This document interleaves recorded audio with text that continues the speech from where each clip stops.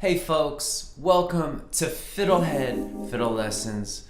We're going to learn another way to make scales fun. I really believe that you can have a good time practicing. It's my mission to make the practice very enjoyable and fulfilling for you. One way you can do that is add lots of cool different variations to a scale, which will help you learn tunes more quickly and help you learn how to do variations on tunes, as well as improvise. And so today, right now, we're going to talk about melodic variation, which is the addition of little patterns to each note of the scale. Check it out on D major scale.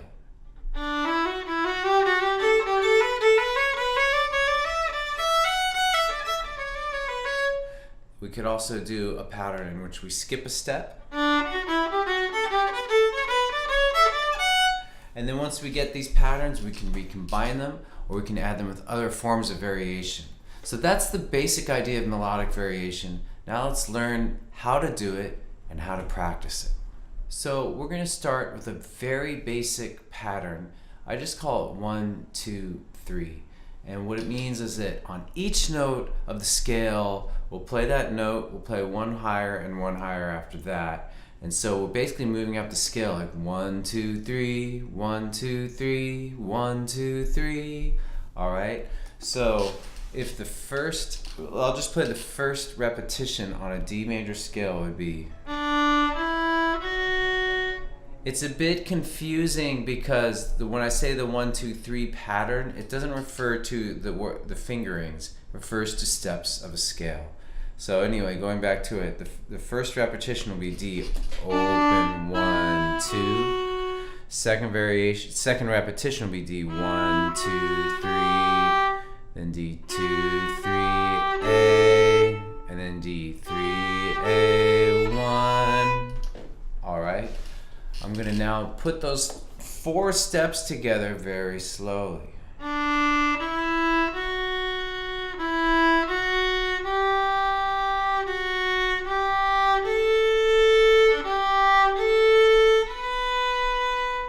All right. Does that make sense? So why don't you pause the video and practice that right now. Cool. Now let's just play it 2 times in a row together. 3, 4.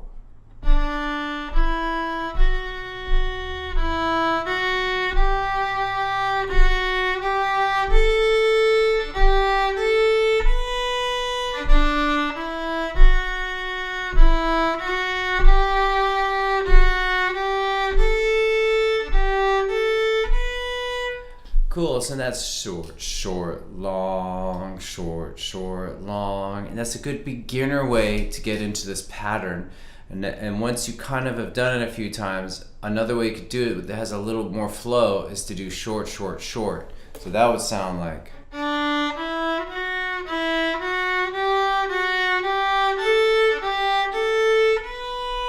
All right, and so if you're looking at sheet music for this, it looks roughly like this. You have 3 notes going up, and then next time we start on the second note and we go a little bit higher, and then we start on the third note and go even a little bit higher. So even if you don't read sheet music or you want to learn how to read it, this might make a little sense. It's basically going up 3 and then starting at a point a little higher, up 3, up 3.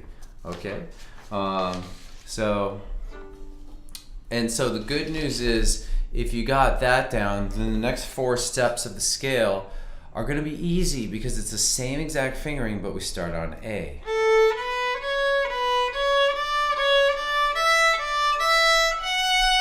All right, so we can put it together. I'll do it quick just so you can hear it.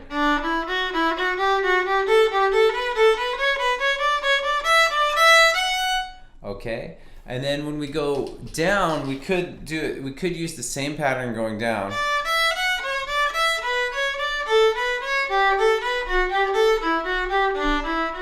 What I usually do is teach it to people where we reverse the pattern. So going down, we do 3, 2, 1, 3, 2, 1, 3, 2, 1, 3, 2, 1. So here's what that would sound like, starting E1.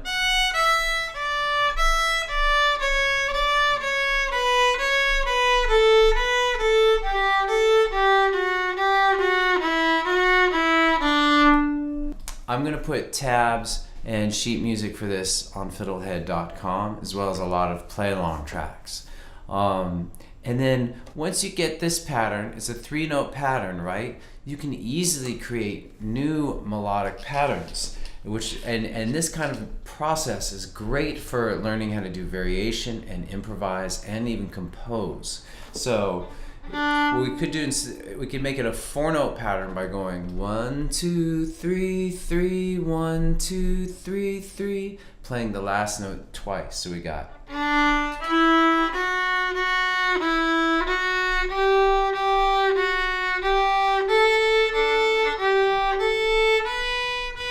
And so on. Or we could play the first note twice, which would be 1, 1, 2, 3, 1, 1, 2, 3, 1, 1, 2, 3.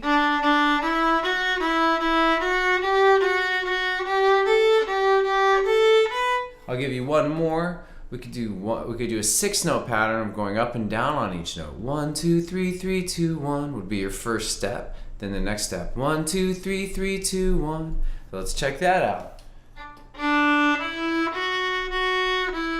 Next step. Next step. So can you see how these three extra patterns were made from the basic 1, 2, 3 pattern? I like to think of that 1, 2, 3 is the root, and these are like branch patterns from it. And the reason why I'm going so into this is because this process could make scale playing really interesting and really fun if you can get into it. Start to see all the combinations. It quickly becomes infinite what you can do with a scale. Oh, Nelly! All right, cool. So let's now do just one other root pattern, which is basically skipping a step. So if we're going up the scale, I call this pattern 1, 3. And so we would start with D open to 2, then D 1, 3, then D 2 to open A, or we could do 4th finger on D, then D 3 to A1. Putting those first 4 steps together.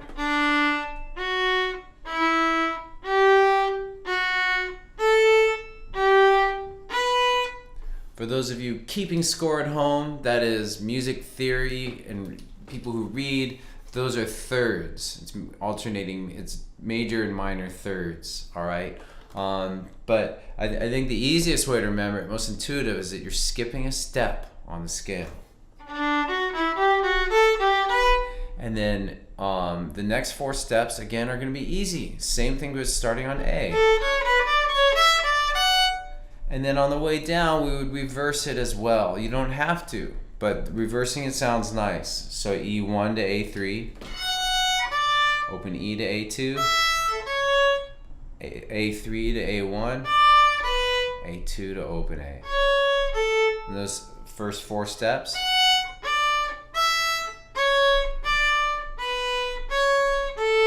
And then we just continue down, starting A1 to D3.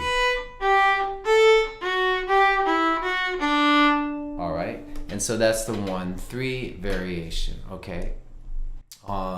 So there's a lot of ways that you could take these patterns and do other variations with them. You could simply add like some other thing, like a rhythm, like hoedown. You could add a different sound or texture, like bow bouncing. Tremolo. So these are just more of those infinite possibilities of what you can do with a simple scale, some patterns.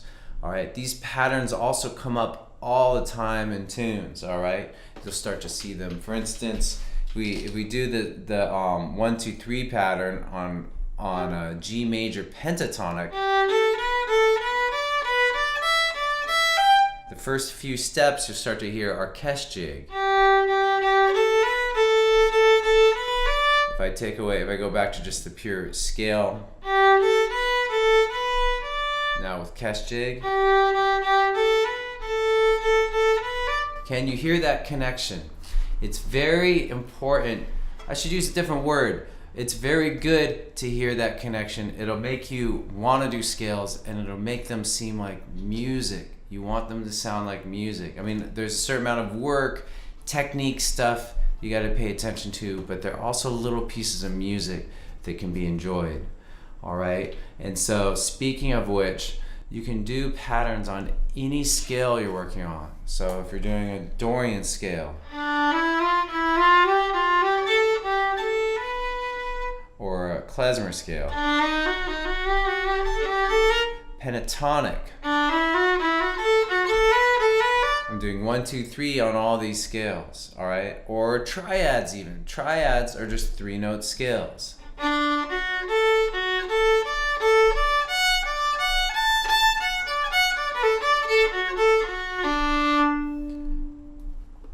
So if you can if you can get good at this melodic variation, it's going to make you better able to tinker with tunes, add a note here, take a note away there. It'll give you more sense of how that works. And then if and when you learn to improvise, and there's no reason why you can't do it if you want to, it's a very fun thing, and it can be used in practice, improvisation. But anyway, playing with these patterns is like the foundation for doing improv, and I think for composing too. So anyway, that's it for melodic variation on scales. I'm going to also do a lesson, I think, on how to add it these ideas and extend them to tunes, and give you some examples for tunes that you can play around with melodic variation. So cool. Thanks so much for watching. Let me know what worked from this and what you want more of, and we'll see you next time on FiddleHed. Go to FiddleHed.com for a progressive, step-by-step course outline, color-coded tabs, play-along tracks, sheet music, and much more. Thanks for watching the videography. Excellent. And don't forget to subscribe. Thanks.